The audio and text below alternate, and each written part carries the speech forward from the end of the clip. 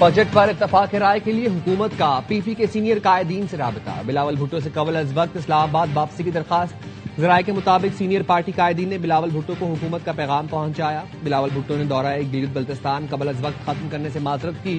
Bilawal Bhutto G B کے دورہ schedule کے مطابق مکمل کریں گے۔ بلاول بھٹو کی اسلام آباد واپسی کے لیے 6 اور 7 جون کی ٹکٹس بکڈ ہیں۔ اسلام آباد واپسی پر حکومت سے خود مذاکرات کریں گے۔ بلاول بھٹو کی وزیر اعظم اسحاق ڈار وزیر خزانہ سے ملاقات کا امکان۔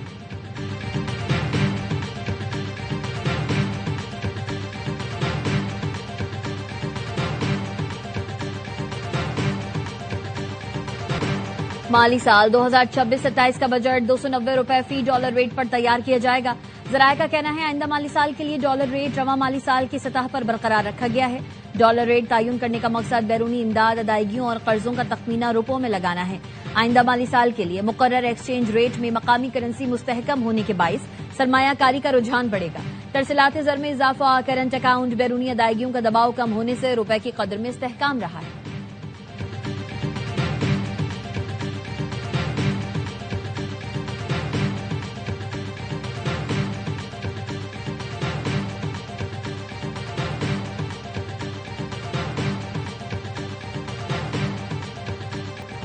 آئی ایم ایف کا اسٹیشنری پر 10% سیلز ٹیکس کی رعایت ختم کرنے کا مطالبہ۔ 1 جولائی سے اسٹیشنری آئٹمز پر سیلز ٹیکس 18% کیے جانے کا امکان۔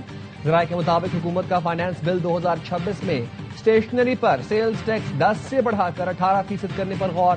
کاپیاں، رجسٹر، قلم، پینسل اور دیگر تعلیمی اور دفتری سامان کی قیمتوں میں اضافے کا امکان۔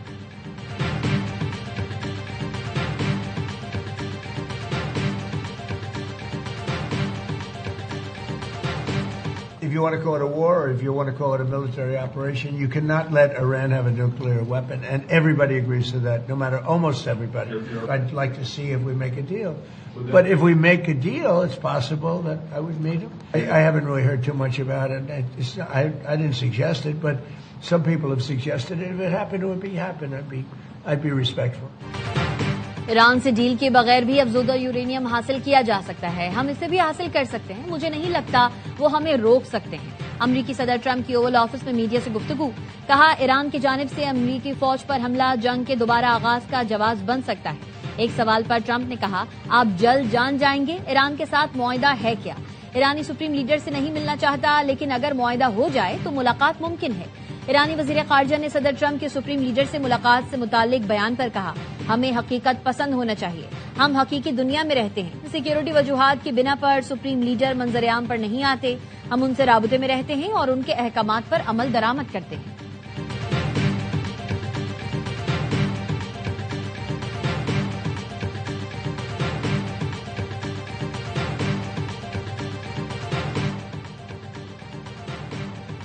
مجوزہ معاہدے کے مسودے میں بعض نکات اب بھی وضاحت طلب ہے۔ ایرانی سپریم لیڈر کے مشیر محسن رضائی کہتے ہیں امریکی صدر ایران پر دباؤ ڈالنا چاہتے ہیں تاکہ تہران ان کی شرائط قبول کر لے۔ ایران کی پیش کی گئی شرائط کو غیر واضح اور مبہم رکھا جا رہا ہے۔ کسی بھی حتمی معاہدے تک پہنچنے سے قبل تمام متنازع اور غیر واضح نکات کی مکمل وضاحت ناگزیر ہے تاکہ فریقین کے درمیان پائیدار اور قابل قبول سمجھوتہ ممکن بنایا جا سکے۔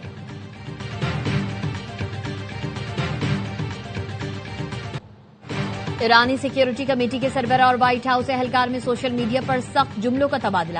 ابراہیم عزیزی اور وائٹ ہاؤس کے ڈپٹی چیف آف سٹاف جینس کانوی کے درمیان سوشل میڈیا پر لفظی جنگ چھڑ گئی۔ ابراہیم عزیزی نے ایکس پر میزائل تجربے کی ویڈیو شیئر کی اور لکھا، ہم دیکھیں گے کیا ہوتا ہے۔ جین نے جواب میں لکھا، مصنوعی ذہانت سب جھوٹ ہے، بالکل ویسے ہی جیسے تمہارے زیر زمین بنکرز۔ ابراہیم عزیزی نے طنزاً لکھا، کیا 9000 امریکیوں کا انخلا اور خطے میں تمہارے فوجی اڈوں کی تباہی بھی مصنوعی ذہانت ہے؟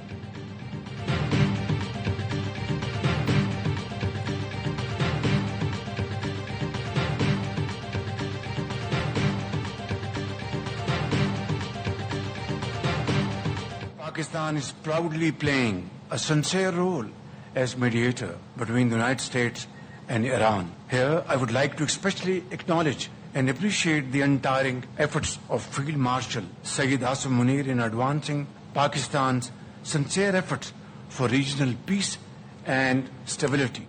پاکستان ایران اور امریکہ کے درمیان ثالث کا کردار ادا کر رہا ہے۔ فیلڈ مارشل کی کاوشیں قابل ستائش ہیں۔ دعا گو ہے جلد خطے میں پائیدار امن قائم ہو. وزیر اعظم شہباز شریف کا امریکی سفارت خانے میں یوم آزادی کی تقریب سے خطاب. صدر ٹرمپ کو امن کا داعی قرار دے دیا. کہا جنوبی ایشیا میں قیام امن کے لیے صدر ٹرمپ کے کردار کے شکر گزار ہیں. پچھلے سال بھارت نے پاکستان پر جارحیت مسلط کی. صدر ٹرمپ کی بروقت مداخلت سے دونوں ممالک میں جنگ بندی ہوئی. اعتماد کا اظہار کرنے پر امریکہ اور ایران کا شکریہ ادا کرتے ہیں. پاکستان اور امریکہ کے تعلقات 8 دہائیوں پر محیط ہیں. دونوں نے تاریخ کے اہم ترین ادوار میں مل کر کام کیا. حکومت اور عوام کی جانب سے صدر ٹرمپ امریکی انتظامیہ اور عوام کو مبارکباد دیتے ہیں.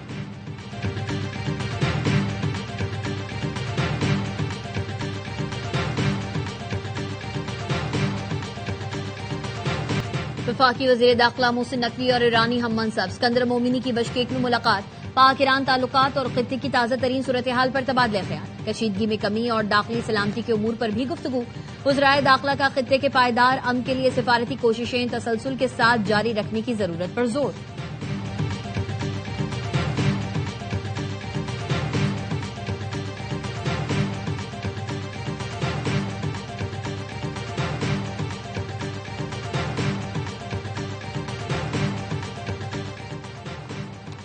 پاکستان بڑا خود مختار ملک ہے، کسی کا تابع نہیں. روسی صدر ولادیمیر پوٹن نے بھارتی صحافی کو لاجواب کر دیا. سینٹ پیٹرزبرگ اکنامک فورم میں میڈیا سے گفتگو میں کہا، میں نہیں سمجھتا پاکستان ایک ایسا ملک ہے جو مکمل طور پر چین کے کنٹرول میں ہے. پاکستان کے دنیا کے مختلف ملکوں سے کثیر الجہتی تعلقات ہیں. پاکستان اور چین میں تعاون انتہائی اہم ہے. چین سے تو ہر ملک ہی تعلقات بڑھا رہا ہے.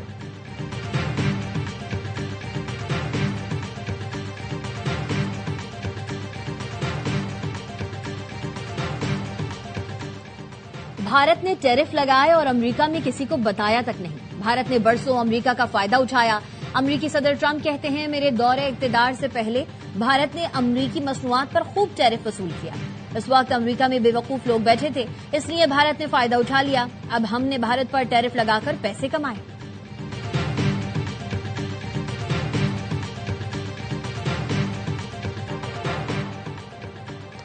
جنگ بندی اعلان کے باوجود اسرائیل کے لبنان پر حملے. لبنانی وزارت صحت کے مطابق اسرائیلی فضائی حملوں میں 8 افراد جاں بحق اور 8 زخمی ہوئے. جاں بحق ہونے والوں میں 3 بچے اور 2 خواتین بھی شامل.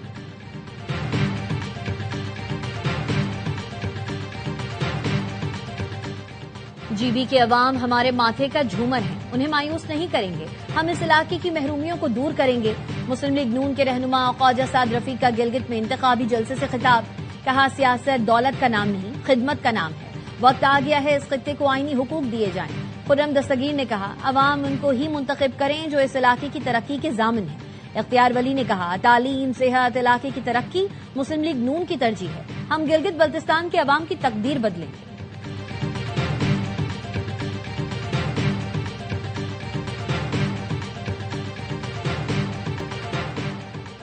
گلگت بلتستان میں انتخابی مہم کا آخری روز. سیاسی جماعتوں کی سرگرمیاں تیز. چیئرمین پیپلز پارٹی بلاول بھٹو آج گلگت میں خطاب کریں گے.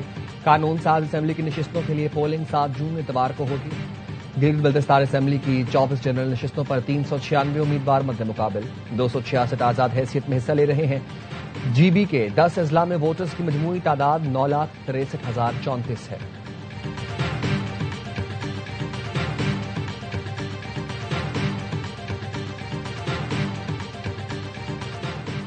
آزاد جموں و کشمیر کے انتخابات 27 جولائی کو ہوں گے. کاغذات نامزدگی 9 سے 19 جون تک جمع ہوں گے.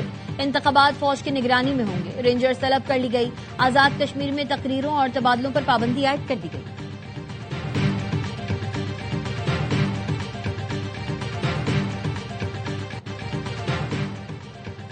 یوکرین کے صدر زیلنسکی کا روسی صدر پیوٹن سے جنگ ختم کرنے کا مطالبہ. 2 طرفہ ملاقات کی پیشکش بھی کر دی. زیلنسکی نے پیوٹن کو خط میں لکھا لڑائی بہت ہو چکی، اب پیوٹن کو فیصلہ کرنا ہے. یوکرین مذاکرات کے دوران جنگ بندی کے لیے تیار ہے. اگر روس جنگ بندی کے لیے تیار نہیں ہوگا تو یوکرین لڑنے کے لیے تیار ہے.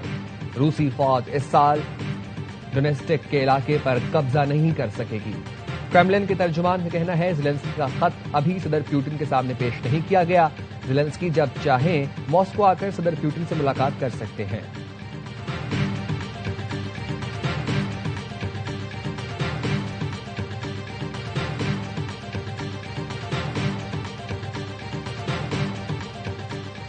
نان فالر کو ٹیکس نیٹ میں لانے کے لیے اقدامات کرنا ہوں گے. سب ٹیکس دیں گے تو سب کے لیے ٹیکس کا دائرہ بھی کم ہوگا. Chairperson Pakistan business council doctor زلیف منیر کی پروگرام آن مائی ریڈار میں گفتگو. کہا دیکھنا ہوگا حکومت ایسی کیا پالیسی دیتی ہے جس سے سرمایہ کاری بڑھے. جب تک پالیسی میں استحکام نہیں ہوگا سرمایہ کاری کیسے ہوگی؟ اچھا بجٹ وہ ہوگا جس میں پہلی مقامی سطح پر سرمایہ کاری بڑھے. سرمایہ کاری پیداواری شعبے میں ہو تاکہ روزگار بڑھے اور دستاویزی معیشت بہتر ہو.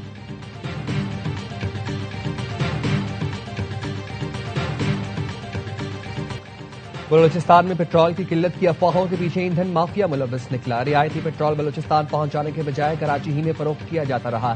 بلوچستان کے عوام کو ایران سے اسمگل شدہ پیٹرول فروخت کرتے رہے. گوادر کے قریب کنتانی روٹ سے ایران کی چابہار ریفائنری کا اسمگل شدہ پیٹرول آتا رہا. پورا نیٹ ورک جرائم پیشہ اور دہشت گرد عناصر کے ہاتھوں میں رہا. قانون نافذ کرنے والے اداروں نے اب یہ راستہ بند کر دیا. ریاستی اقدامات پر ایندھن مافیا اور دہشت گرد عناصر افواہیں پھیلانے لگے. پیٹرول 600 روپے فی لیٹر کی کہانیاں گڑھیں. سوشل میڈیا پر سڑکیں غیر محفوظ ہونے کا واویلا مچایا. مقصد ناجائز کاروبار کے لیے کنتانی روٹ دوبارہ کھولنا ہے. توانائی اور سیکیورٹی ماہرین کا کہنا ہے حکومت ایندھن مافیا کے دباؤ میں نہ آئے، غیر قانونی روٹ بحال نہ کرے. کراچی سے قانونی سپلائی چین مضبوط کرنا ہوگی.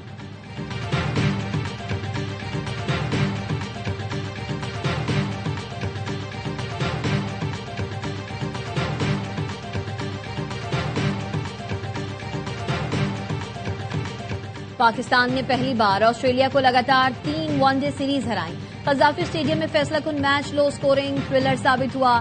158 رنز کا ہدف شاہینوں نے 49 گیند پہلے حاصل کیا. بابر اعظم 40، شاداب خان نے 19 رنز کی ذمہ دارانہ اننگز کھیلی. معاذ صداقت نے 27 اور عبدالصمد نے 18 رنز کا حصہ ڈالا. آسٹریلوی ٹیم پہلے کھیل کر پاکستانی سرزمین پر اپنے کم ترین ٹوٹل پر آؤٹ ہوئی. کپتان شاہین شاہ افریدی 3 وکٹوں پر player of the match. Arafat Minhas series کے بہترین کھلاڑی قرار پائے.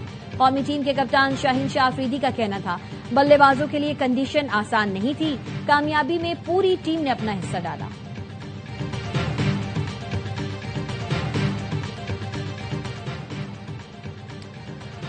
جاپان میں جاری انڈر 19 ہاکی ایشیا کپ کے سیمی فائنل میں آج روایتی حریف پاکستان اور بھارت کی ٹیمیں مد مقابل آئیں گی. پاکستان نے گروپ بی میں ٹاپ کر کے سیمی فائنل میں جگہ بنائی. بھارت اپنے گروپ میں دوسرے نمبر پر رہا. دونوں ٹیموں کو اب تک ایونٹ میں 1-1 شکست ہوئی. سیمی فائنل پاکستانی وقت کے مطابق 3 بجے کھیلا جائے گا.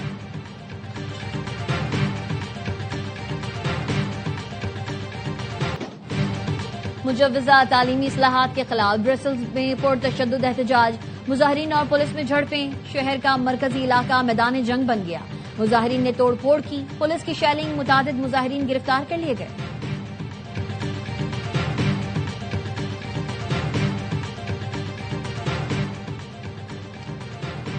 نیویگیشن ایپ کی مدد سے سفر کرنے والی امریکی خاتون کار کو ٹرین کی پٹری پر لے گئی. واقعہ سیاٹل میں پیش آیا.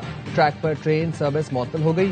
عینی شاہدین کے مطابق خاتون کافی فاصلے تک پٹڑی پر گاڑی چلاتی رہی. پاکستان ماحولیاتی اور موسمیاتی امور پر بین الاقوامی تعاون کے لیے پرعزم ہے. ماحولیات کے عالمی دن پر صدر آصف علی زرداری اور وزیر اعظم شہباز شریف نے اپنے پیغامات میں کہا پاکستان موسمیاتی تغیر کے اثرات سے سب سے زیادہ متاثر ممالک میں شامل ہے. صدر آصف علی زرداری کا کہنا تھا موسمیاتی تبدیلی صحت، معیشت اور خوراک کے لیے بڑا خطرہ ہے. جنگلات کے تحفظ اور حیاتیاتی تنوع کے فروغ کی ضرورت ہے. قابل تجدید توانائی کے منصوبوں کو تیز کرنے پر توجہ دینی چاہیے.